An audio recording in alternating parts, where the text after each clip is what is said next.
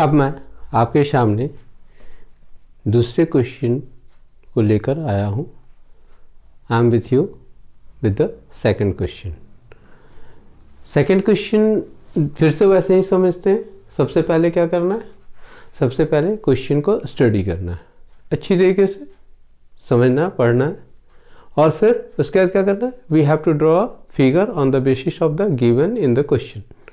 वो तो क्वेश्चन में जो दिया हुआ उसके आधार पर हम लोगों को एक फिगर बनाना है। तो चलिए क्वेश्चन शुरू करते हैं, पढ़ते हैं। क्या कहता है, the shadow of a tower, the shadow of a tower, shadow माने छाया, टावर की छाया, standing on a level ground, क्या खड़ा है लेवल ग्राउंड पे, टावर, लेवल ग्राउंड मतलब समतल, is found to be 40 meter longer when the sun's altitude is 30 degree। Tower का जो शैडो है वो कितना ज़्यादा है, 40 मीटर लॉन्गर, लंबा है। कब, जब सन का एल्टीट्यूड, सन का एल्टीट्यूड मतलब सन को जब हम लोग देखते हैं ना तो फिर एल्टीट्यूड बनेगा ना, तो सन्स एल्टीट्यूड कितना है, sun's altitude is 30 degree then when it is 60 degree. मतलब जब सन का एल्टीट्यूड 30 डिग्री बना और सन्स का जब एल्टीट्यूड 60 डिग्री था, दोनों के बीच, दोनों के शैडो के बीच का डिफरेंस कितना है, 40 मीटर है। क्योंकि find the height of the tower, तो हमें क्या निकालना है, height of the tower. Question समझ में आ गया? तो हम लोग क्या करेंगे, फिगर ड्रॉ करेंगे। तो चलिए फिगर ड्रॉ करते हैं। हम स्क्रीन से थोड़ा सा हट गए, आप लोग पॉज करके भी देख सकते हैं इसको। देखिए क्या करना है, अब आपके सामने फिगर, यहाँ पे फिगर क्या कर रहा है, एक फिगर बना लिया, टी डब्ल्यू, नेम दे दिए पॉइंट्स का, T W S and P, these are the 4 points. But natural ये स्टैंडिंग ऑन लेवल ग्राउंड है, परपेंडिकुलर हो जाएगा। तो फिगर हम लोगों ने बना लिया, पहले टावर बना लिया, उसके बाद क्या क्या है, सन्स एल्टीट्यूड दिया कितना, 60 डिग्री और 30 डिग्री।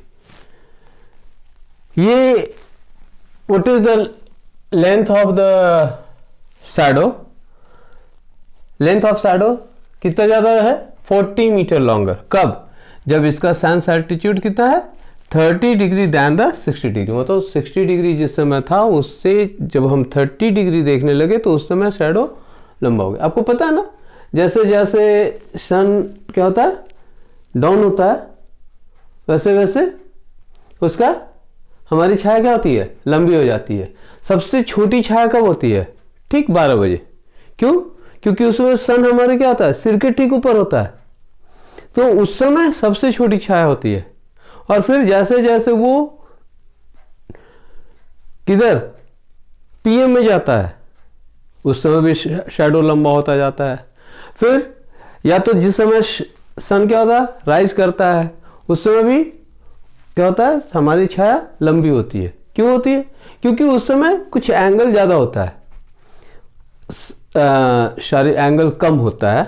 जैसे सबसे ज़्यादा एंगल कब होगा, 90 डिग्री पे, तो उस समय जो होता है 90 डिग्री होता है, इसलिए सबसे कम होती है किस समय, 12 बजे। ठीक है ना। तो हम लोग फिगर को एक्सप्लेन कर रहे हैं। In the figure T W is what, height of tower. T W क्या है, हाइट ऑफ टावर है।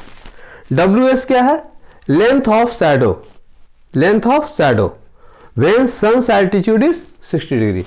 जब सन का एल्टीट्यूड कितना है, 60 डिग्री है, तो उस समय लेंथ ऑफ शैडो कितना था, WS था। और WP क्या है, WP length of shadow when sun's altitude is 30 degree. वो तो यहां से जब हम देख रहे थे सन को तो उसमें 30 डिग्री पे दिख रहा था, तो इसलिए angle of elevation of sun है। ये क्या है, angle of elevation of sun from point P and S। तो हमारे पास गिवन है SP is equal to 40 metre, SP is equal to क्या, WP माइनस WS। इसी को कहा गया when the sun's altitude is 30 degree then when it is 60 degree. मुझे क्या फाइंड करना है, height of tower, TW find out करना है। तो हम लोग सबसे पहले राइट ट्रायंगल्स खोजेंगे. How many right triangles are there? 2 right triangles. What are they? TWS and TWP. यही हमारे पास 2 राइट ट्रायंगल है. तो टू फाइंड TW, अब हम लोग इन right triangle TWS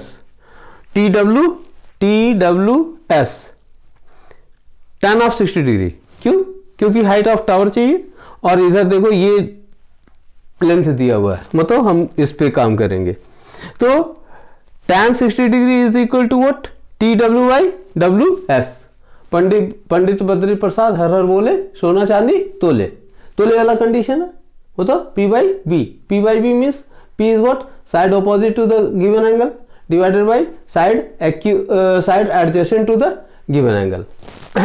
given angle लिखता यहाँ क्या था? 60 degree. So tan 60 degree is equal to TW/WS. और tan 60 डिग्री का वैल्यू तो आपको याद है, √3. तो क्या हो गया? TW/WS. अब यहां से क्या निकालना है?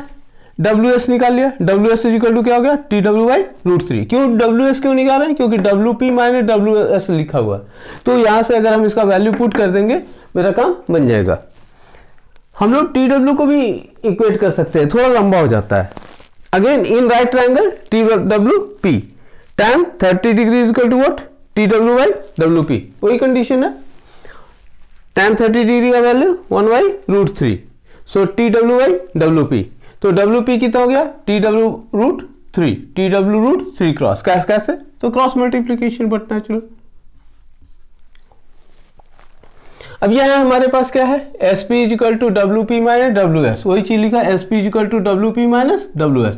और इसका वैल्यू कितना? 40 मीटर. यहाँ 40 मीटर. WP का वैल्यू कहाँ से लिख दिया? 1 से क्या 2 से क्या लिख दिया? TW√3. 2 से यहाँ से ये लिख दिया. और 1 से क्या लिख दिया? WS का वैल्यू TW/√3. ये हो गया बाई 1 and 2.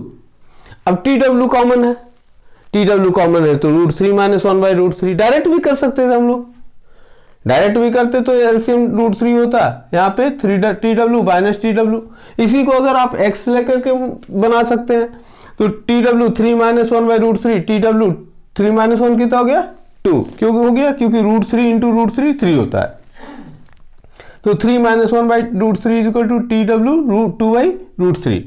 तो यहां से क्रॉस TW हमें निकालना था ना. मुझे क्या निकालना है? TW. तो TW निकालने के लिए TW इज इक्वल टू क्या हो गया? Cross multiplication 40√3/2. 40√3/2 यहां से है. देखिए 40√3 ये इसके साथ मल्टीप्लाई हो गया ना. 40√3/2. तो 40√3/2 और ये तो क्या हो गया?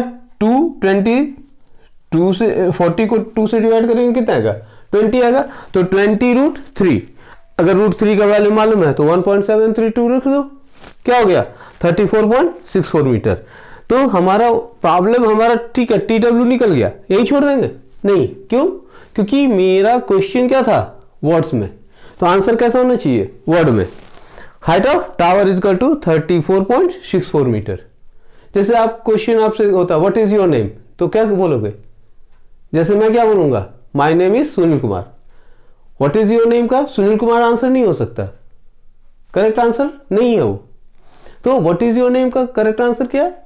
माय नेम इज और आपका जो नाम है. जैसे मेरा नाम my name is Sunil Kumar. तो यहां पर वर्ड में आपसे पूछा गया, इसीलिए वर्ड में आपने आंसर दिया. तो हाइट ऑफ टावर वर्ड में एक क्वेश्चन है, आंसर भी वर्ड में. Height of tower is equal to 34.64 metre. Clear है ना. तो ये हमारे पास यहां से आंसर आ गया. तो बच्चों कैसा लग रहा है? कुछ समझ में आ रहा होगा. और भी आगे क्वेश्चन करेंगे, धीरे धीरे समझ में आ जाएगा. जहां नहीं समझ में आया पॉज करना है, फिर से उसको सुनना है और देखना है क्या हो रहा है. बहुत आसान है ये हाइट एंड डिस्टेंस. और इससे एक क्वेश्चन मैक्सिमम मार्क्स वाले क्वेश्चन में आता ही आता है. इसको अच्छी तरीके से अगर कर लेंगे, क्वेश्चन को पढ़ना सीख जाएंगे, फिगर बनाना सीख जाएंगे, एक्सप्लेनेशन करना सीख जाएंगे, तो फिर उसके बाद क्या है? सॉल्यूशन के लिए आएंगे. Okay, we should come with the